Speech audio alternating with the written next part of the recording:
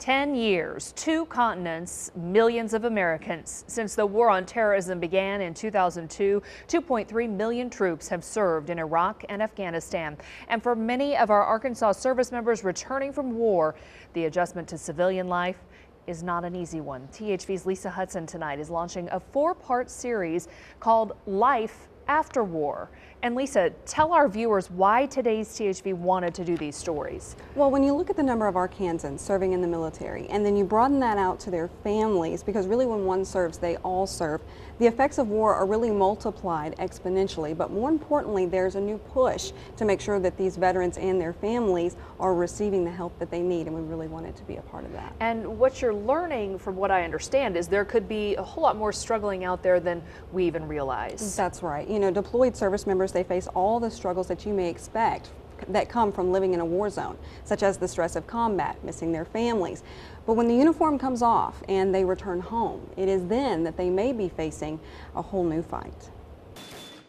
It is an experience you cannot imagine unless you are there. It kind of changes the scheme of your life. Service members fighting for our country in a foreign land. When you go over there for the first time, you think like every single thing's an IED or everything. Everybody that walks up to the car, you're thinking is going to pull out some kind of a gun or something. Spending months, even years away from home. Being in dangerous situations all the time, you know, all those things over a long period of time take toll of you. And when it's over, you want to feel like you're normal, but you're not. Army veteran Ebony Campbell returned from Iraq in 2004 after a 15-month deployment. Nothing set in stone to say, hey, this is how you get back to normal life. 'Cause, at that point, what is normal life to you, you know? We're the 4th largest state when it comes to redeployment, or as far as the number of veterans that are serving in the war. Nakia Williams is the program manager for Operation Enduring Freedom and Operation Iraqi Freedom at the North Little Rock VA Hospital. She says since the war on terrorism began, Arkansas service members, including the National Guard, are seeing more time overseas than ever. Our veterans now are serving more tours. Vietnam era veterans typically served 1 tour. Many of our veterans are serving 2, 3, even 4 tours. Jesse Clark is a Marine Corps Reserves veteran who served 8 months in Iraq in 2006. He has friends who've been on 5 back-to-back deployments, and it's taken a toll. I had guys that family members passed away while they were over there that they didn't get to, see, and I had guys that their wives divorced them while they were over there. Society really doesn't understand some of the problems that they're enduring because of the multiple tours. And while the war in Iraq may be over, for some, it is the war within their minds they continue to fight. Those thoughts, those feelings, those memories are so vivid, so real. They can find themselves as though they are truly still in danger. Dr. Vince Roca is the program director for the Post-Traumatic Stress Disorder Unit at the Central Arkansas Veterans Healthcare System. He says not all service members come home with PTSD, a severe anxiety disorder that can develop after a life-threatening experience. But for those who deal with the constant fear and stress it brings, everyday tasks become all the more difficult. There'll be some trigger that happens now. It could be a smell, could be something you see, could be something you hear. It could be the humidity in the air, it could be the temperature. I was very jumpy, should I say. Campbell served as a medic with the Army, and although she does not suffer from PTSD, the habit of protecting herself did not go away once she came home. Loud noises were the thing for me. I remember one time somebody's tire blew out and I almost hit the floor. I was so embarrassed. I was like, did anybody see that? And after living for so long with so little, Clark says adjusting back to the land of plenty did not come easy. You come back here and people are just enjoying all these great things that they have and they're still complaining about it, and it just makes you mad. So you can see how our troops could be suffering from emotional issues and not even know it. But the VA system is working to educate them, their families, and even their communities on how to recognize it before it's too late. So part 2 of Life After War is tonight at 10. And Lisa, what can we expect tonight? Well, you'll hear from Jesse Clark and Ebony Campbell, the 2 you saw in the piece there. They're going to share their own personal stories. You'll hear what Jesse's doing now and the debilitating disease that almost kept Ebony from coming home. So Some very interesting stories there. Then tomorrow at 6, we'll explore some of the help that's available, and at 10, efforts to keep military marriages strong and healthy. Powerful stories. Looking forward to them all. Lisa, thank you. And if you would like to learn more about PTSD, the symptoms, and what VA doctors are doing to treat it, log on to todaysthv.com. You can also view Dr. Rocha's full interview in the story. Wes? How are the noodles coming? Good. They're not going to get over it, are they? Jesse and Casey Clark are newlyweds. We went on a blind date. Yeah, one of the few blind dates on earth that actually works. Married in October, they just moved into their new home in Bryant. Can you bring that pot back over here, babe? Casey, a dental hygienist, Jesse, a realtor and Little Rock firefighter. And we'd always grill like chicken or goat. I mean, that was basically what you had over there. Over there in Iraq, where Jesse deployed with the 3rd Battalion, 23rd Marines in 2006. It gives you that sense of accomplishment, I guess, and eliteness.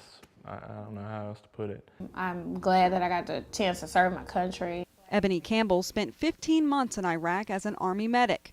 For her, life on the front lines became increasingly difficult. I couldn't get around like everybody else. But I'm a medic too, so it's like I don't want to complain that I'm sick all the time.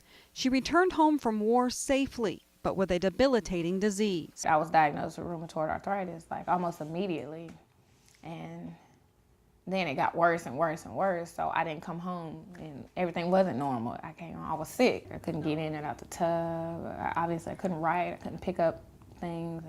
I was tired all the time. And while Clark and Campbell had 2 different war experiences, the challenges they faced as returning veterans are similar. And I was angry a lot. I mean, I wouldn't call it depressed as much as I was just angry. Anxiety, maybe depression, being irritable, things of that nature that you probably don't notice, but it's going on. And you don't really know why, but it's still there. You really don't want to talk to anybody because you don't really feel like people understand why you're angry, because you don't really know. I mean, it takes you a while to figure it out too, because you're like, man, why am I so mad? Sometimes you just want to be by yourself. You don't want anybody to bother you. You're depressed. You don't know what's going on. You're hurting. They are all feelings many veterans experience coming home after deployment, leaving their normal lives, returning to find those lives are not the same, and neither are they. I had, a lot of people look after me, a lot of people to come home to that were just right there if I needed anything. But also, I had a job. Clark resumed firefighting as soon as he returned, getting back into the routine he knew before Iraq.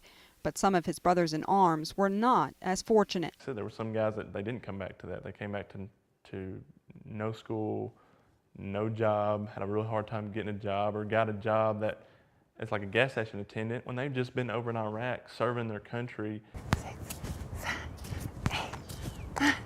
Campbell says after years of battling arthritis, she is now in college, studying to be a personal trainer. It's life, you just deal with things and you move on. Whether it's in States or in Iraq or whatever, everything has its purpose, and you can either dwell on the bad or you can take the good out of it and keep it moving. Staying Army strong, even without the uniform. Right now I consider myself a civilian, but I know that I was a soldier, and it's something I always be proud of.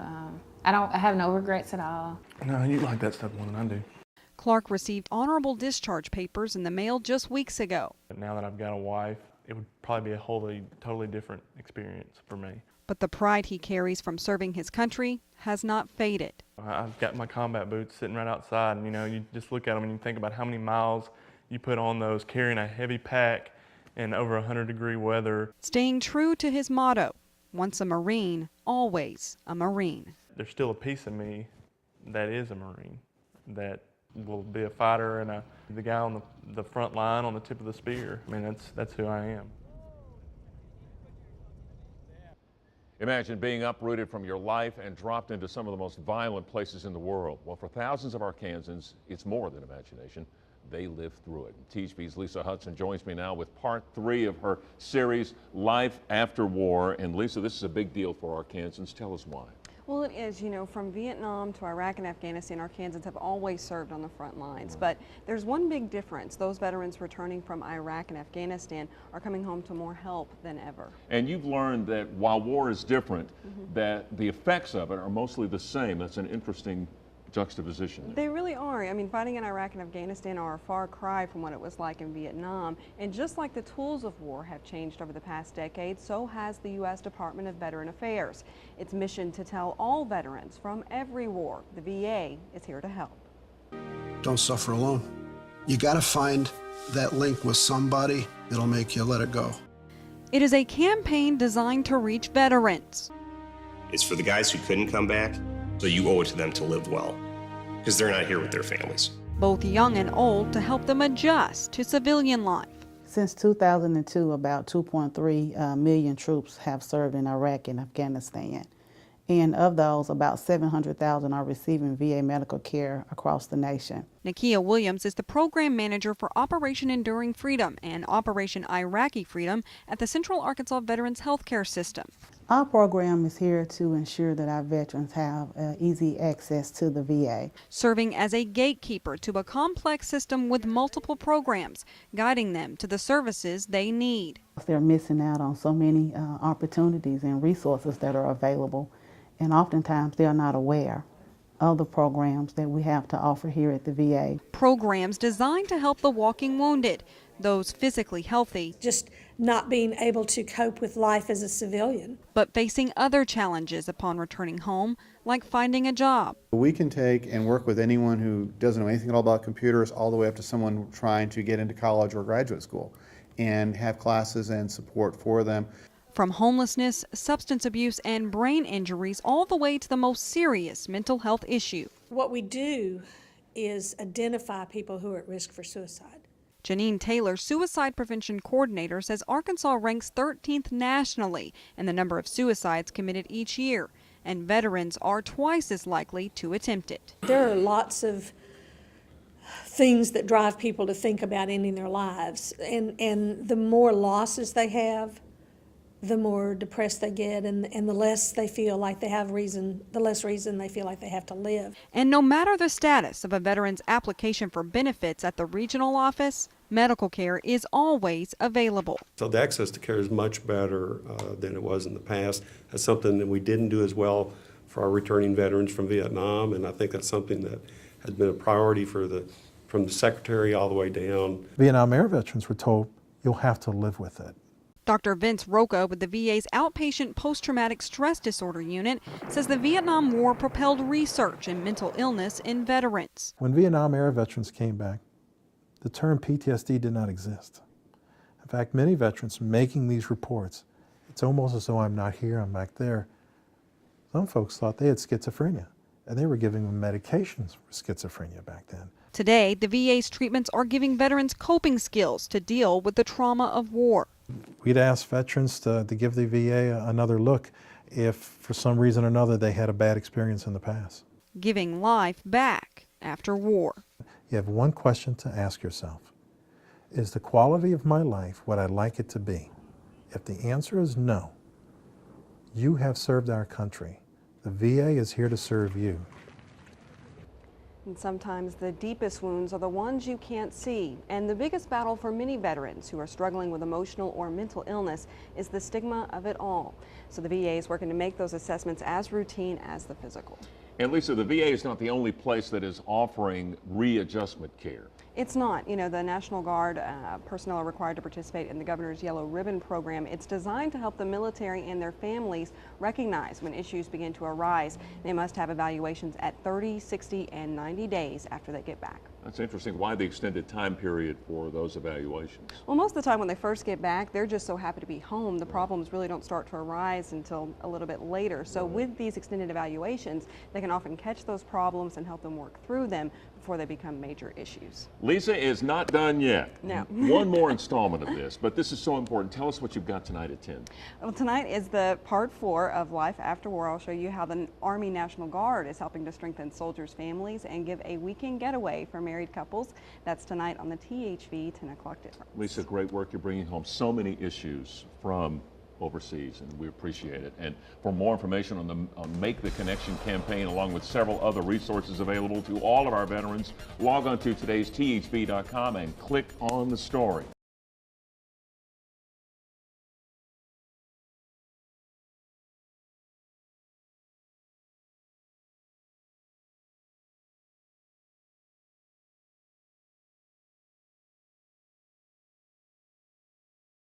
Well, good evening, Craig and Liz. Any married couple can tell you there are ups and downs to every relationship, but military couples face even more challenges, especially after deployments, learning how to live, laugh, and love together instead of oceans apart. The Crown Plaza Hotel in West Little Rock is a long way from the war zone. In the movie Top Gun, what game was being played that caused all the pilots to have to flex between shots? And that's a welcome relief to the 50 married couples here. How many calories do you burn while kissing? Laughing, learning, and growing together. Is it going to change anything, just the fact that I'm right, or would I rather just be happy? Okay, all right. But the fun and games of the 3-day weekend camouflage a deeper goal. Facing life and death issues, training in some very intense environments, that's things that you won't find normal couples doing. Captain Jeremy Miller is the full-time support chaplain for the Arkansas National Guard. He spends 1 weekend a month teaching guardsmen and their spouses how to create and keep a healthy marriage. Communication, we want that to be the key. How do they speak to each other? What do they talk about? What do they argue about? How do they argue? Whenever he's in Iraq, there's nothing really new to say other than, yeah, there's sand.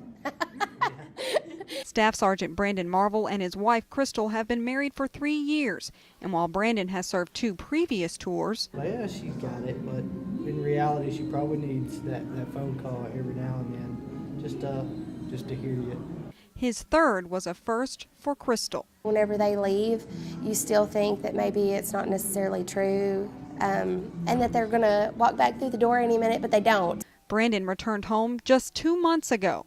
You have the attraction again, you have all the instant love thoughts and everything like that. But the stress of daily life did not take long to build up. The honeymoon phase of coming back home ends abruptly, and you have to find that common ground where both of you can communicate again. Have you ever heard a friend say that? I just fell out of love with her.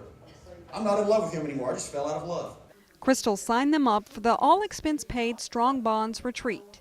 I was able to find out a little bit more about his personality, and some of that changes too whenever they're gone and they come back. Learning how to adjust to a life together again instead of thousands of miles apart. They may be more easily frustrated, so you're able to find out a little bit more how to handle that. We've had multiple couples that have gone through this program before deployments and even come back after deployments. They said it made them even stronger. They learned how to communicate. They learned when they have their pre-deployment fights, when they have their mid-deployment fights, how to work through those things, how to just keep talking. And talking the right way is something Brandon says has been a challenge. I'm a staff sergeant. I have people under me and I'm very direct. I tell them what I need and I expect it to get done. It doesn't work whenever you're telling your wife. And then I have to be a little bit more understanding as to what kind of atmosphere that he's been in, because I've never been in that type of atmosphere or environment at all. And we tell ourselves the false lie that we fell out of love. And what we did was we eroded it away constantly, and we never took care of it. And the Arkansas National Guard also provides family readiness groups, a support system for military families. Many of the couples I spoke with say it is the fellowship with other couples like them that provides the best therapy before, during, and after deployments. Craig, Liz.